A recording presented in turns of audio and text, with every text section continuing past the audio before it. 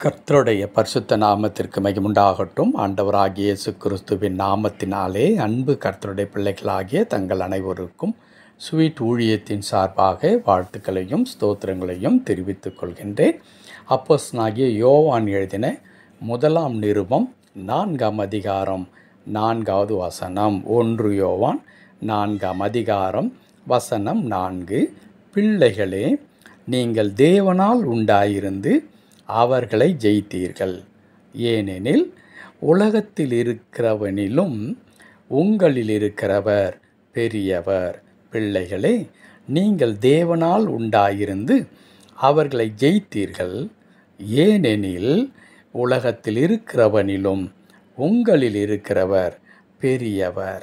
என் அன்பு கடவுளுடைய பிள்ளைகளே, மிக மகிழ்ச்சியான ஒரு செய்தி இந்த வசனத்தின் துவக்கத்திலே நமக்கு கொடுக்கப்பட்டிருக்கிறது. அது என்ன?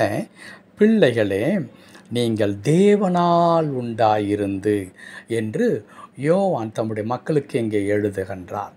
நாம் கடவுளால் உண்டான மக்கள், ஆகையினால்தான் நாம் கடவுளுடைய பிள்ளைகள் என்று நாம் அழைக்கப்படுகின்றோம்.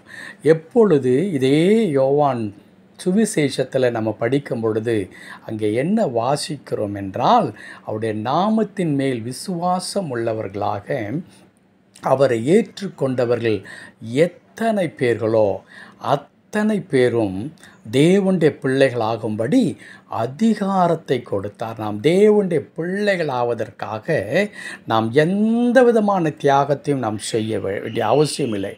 லட்சம் லட்சமாக கோடி கோடியாக நாம் பணத்தை நன்கொடையாக காணிக்கையாக கொடுக்க வேண்டிய அவசியம் இல்லை. நம்முடைய சரீரத்தை ஒடுக்கி கொள்ள வேண்டிய அவசியம் இல்லை.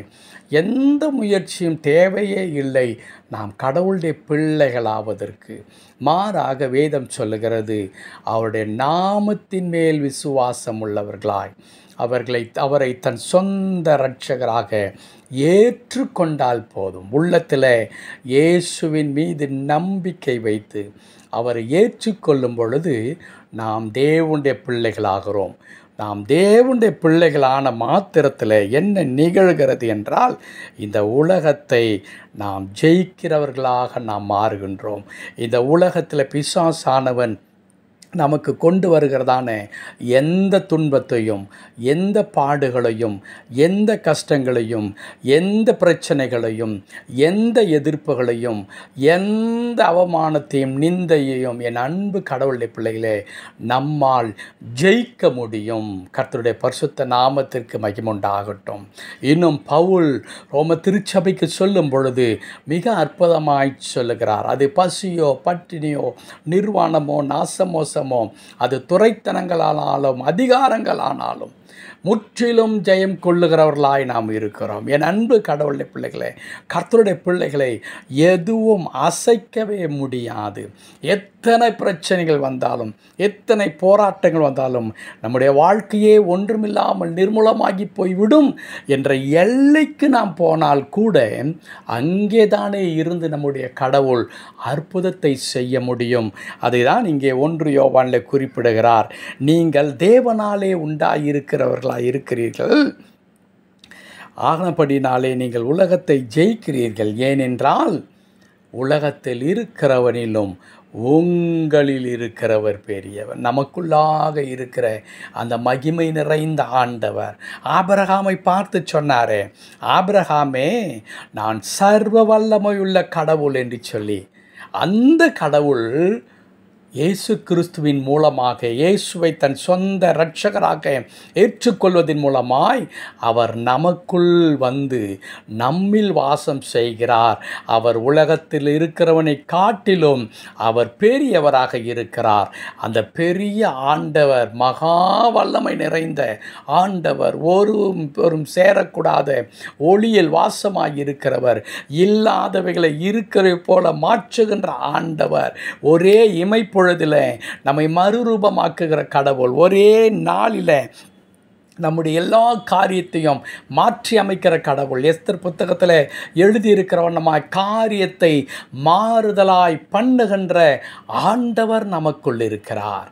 அந்த ஆண்டவருடைய பிள்ளையாய் நாம் இருந்து அவரை நமக்குள்ளாய் கொண்டிருக்கிறபடினாலே என் அன்பு கடவுளுடைய பிள்ளைகளே, இன்றைக்கு நாம் சந்தித்து கொண்டிருக்கிற எந்த காரியத்தையும் நான் ஜெயித்து விட முடியும். ஒருவேளை நீங்கள் உங்களுடைய சூழ்நிலையை பார்த்து நீங்கள் பயந்து கொண்டிருக்கிறீர்களா? உங்கள் சரீரத்தில் இருக்கிற வியாதியை பார்த்து நீங்கள் பயந்து கொண்டிருக்கிறீர்களா? உங்களுக்கு எதிராக தீட்டப்படுகிறதான சதி திட்டங்களை பார்த்து கலங்கி கொண்டிருக்கிறீர்களா? உங்களை அழிக்கும்படியாய், உங்களை இல்லாமல் போகச் செய்யும்படியாய், உங்களுக்கு விரோதமாக ஏதாகிலும் நடைபெறுகிறது என்று நீங்கள் உணர்வீர்களானால் என் அன்பு கடவுளுடைய பிள்ளைகளை நீங்கள் சொல்லுங்கள், எனக்குள் இருக்கிறவர் பெரியவர், அவரால் நான் சகலவற்றையும் ஜெயிப்பேன். ஆம் என் அன்பு கர்த்தருடைய பிள்ளைகளே, உன்னை தொடுகிறவன் என் கண்ணின் மணியை தொடுகிறான் என்று ஆண்டவர் ஏதோ விளையாட்டாக சொல்லவில்லை. அதை அப்படியே செய்து முடிக்கிற கடவுளாய் நம்முடைய கடவுள் இருக்கிறார். இன்றைக்கு நீங்கள் எதையாகிற ஒன்றை பார்த்து பயந்து கொண்டிருப்பீர்களானால், ஏதோ ஒரு பிரச்சனை உங்களை துரத்தி கொண்டே இருக்குமானால், நீங்கள் அஞ்சி அஞ்சி நடுங்கி கொண்டிருப்பீர்களானால், நீங்கள் இப்பொழுது திரும்பி பார்த்து அந்த பிரச்சனை இடத்துல சொல்லுங்கள், உன்னை என் ஆண்டவருடைய நாமத்தினாலே நான் ஜெயித்து விட்டேன், இனி நீ என்னை விரட்ட முடியாது, உன்னை நான் மேற்கொண்டு விட்டேன் என்று சொல்லுங்கள். ஏனென்றால் உங்களில் இருக்கிறவர் பெரியவர். கர்த்தர் தாமே அப்படிப்பட்ட மகா கிருபைகளை தந்து உங்களை ஆசீர்வதித்து தொடர்ந்து உங்களை வழிநடத்துவாராக. ஆமேன், ஆமேன்.